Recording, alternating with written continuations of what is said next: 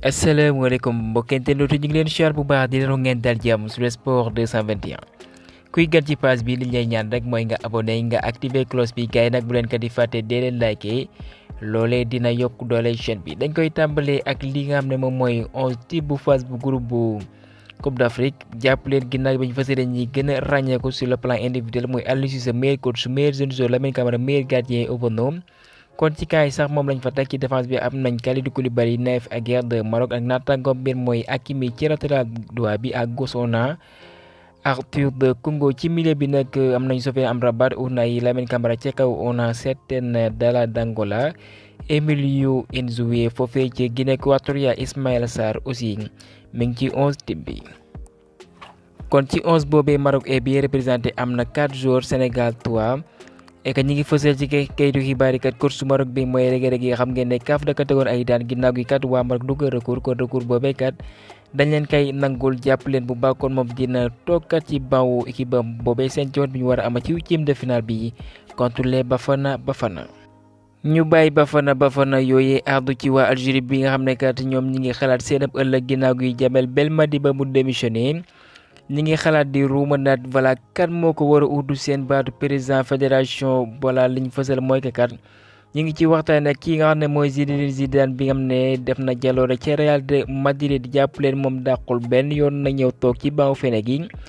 ndax voilà loolee voilà pour apporter expérience am ci pays original boobee ñi ngi fësal aussi ci kayitu xibaar yi moom mi ngeen mooy Hervé Renard comme ni ma ko fësale woon mooy kat voilà njiitu ivoirien yi mooy seen fédération dañoo bëgg kat mu ñëw def liñ naan mission commando bu ko defee mu sauvé ci huitième de finale bi face au champion d'Afrique ginnaaw gi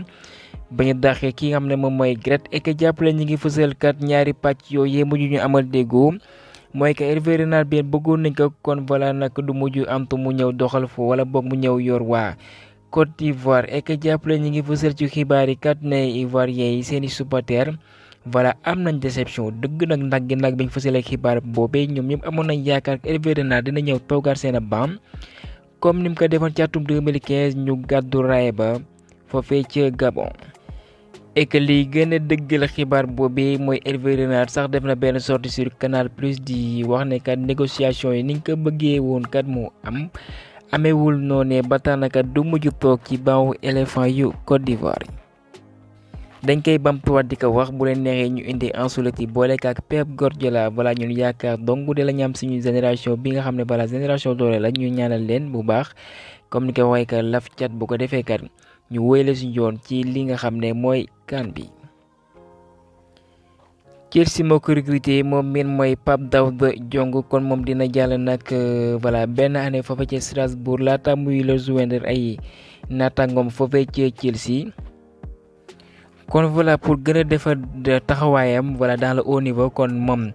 dina jàll foofee ci Strasbourg bi nga xam ne ak Chelsea jege nañ lool de Todd Boehly bu ko defee kat bu lépp yembee bu fa jàllee benn at mu dem doxal ci Chelsea de Nicolas Jackson moom meen pour rappel académie biir mooy Darou Salam ñoo ko formé. ñu bàyyi Pape Daouda Diong addu ci Atlético Madrid bi qualifié nañ li nga xam ne moom mooy demi-finale bu coupe du roi. première fois nag depuis atum 2017 et que jiwante bi am doon dox ci Atlético Bilbao ak Barcelone ni lajji waaye nag lajji boobee métti na waaye li ci tegu nag 10 la pour ñoom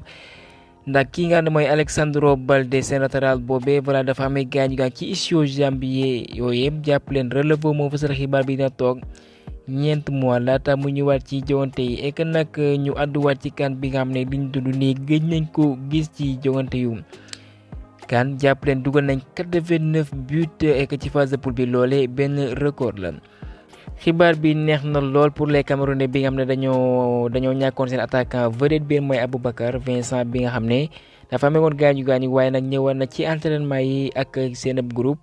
kon Lions indomptables du ci moom dong la ñuy continuer aussi kii mooy Clinton G moom aussi voilà dina yemb ñu mën a doxal ci huitième de finale bi face au Nigérian. et que ñu àddu suñu nancoo bi nga xam ne mooy Sadio Mané voilà muy takki ne kat célibataire yi mu ne ñoom kat voilà bu marié dina law ñoom kat ña ngay tambambalu ca hôtel bay 1h du matin voilà pour indiquer voilà yaa nga vie de groupe bi nga xam ne actuellement nemmeeku nañ ko ci tanière bi et que ci tanière boobee ñoom doon nañ amal tàggatu ci noone ginnaaw gi bañ amee na face au Guinéen tàggatu boobee nag ubbiloon nañ ko presse bi et que jàpp leen nag suñ gaynde yëpp ñoom ñoo amal tàggatu à l'exception de ki nga xam ne mooy Pape Gueye liñ fësal mooy que moom dafa amee gaañu ca mollet moo tax ñu bàyyi ko à l'hôtel ku ci mën a Youssouf Sabaly moom ñëwaat na ci entraînement yi waaye à l'écart de même que un certain Moussa Niakhaté le rock défenseur de Nottingham Forest kon loolee kat xibaar bu neex lool la. et que pour jeexal moom miin mooy doyen Abdoulaye Diaw wala nag mi ngi yëkkitee kàddu mu ne Sénégal jafe-jafe yi nga xam ne mës na kaa dund nag face au pays yi nga xam ne ñooy dalal xew bi nga xam ne moom mooy CAN bi mu ne nag Sénégal jot naa jonte nag ñeenti pays yi nga xam ne ñoo dalal CAN bi mu ne am nañ ko demi-finale 1990 face au Fennec d'Algérie ñu mujjee lajji de même que am nañ ko face au Nigéria ci atum 2000 nag ñoom ñu mujj ñoo daan de même que en 2004 Tunisie mujjee jaar ci kaw seen génération de Mamadou Niang Diomansy Kamara El Hadji Ousseynou Diouf de même que en 2006 nag face aux Égyptiens ñu daan ñu 2-1 et que sax ñu dem ci final bi gàddu raaya boobee. waaye yemul foofee mu ne nag ci diggante bi bëri na ay coppite ndax Sénégal bi nga xam ne comme ni ma ko limee ba ca ginnaaw uute na lool ak Sénégal bi ñu gis nii ndax dañuy dem wala boog ña nga fa di défendre li nga xam ne mooy suñu titre en tant que champion d'Afrique pays hôtes yi nga xam ne daan nañ jàmmal ak ñoom kër seen ay stade lañ daan boog seen stade yu mag a mag lañ daan amalee jogante xam ngeen ne pression bi dina rëy lool pour suñu ay joueurs comme niñ ko jot a dundee dans le passé waaye cette fois-ci le contexte est différent Abdoulaye Diop mooy wax lu samay kàddu mu ne kat Ivoiriens ñoo ñu fekk foofee ca Yamoussoukro environnement bi nga xam suñu gaynde miin nañ ko bu baax a baax depuis phase de poule bi xam ngeen ne loolee mooy soleil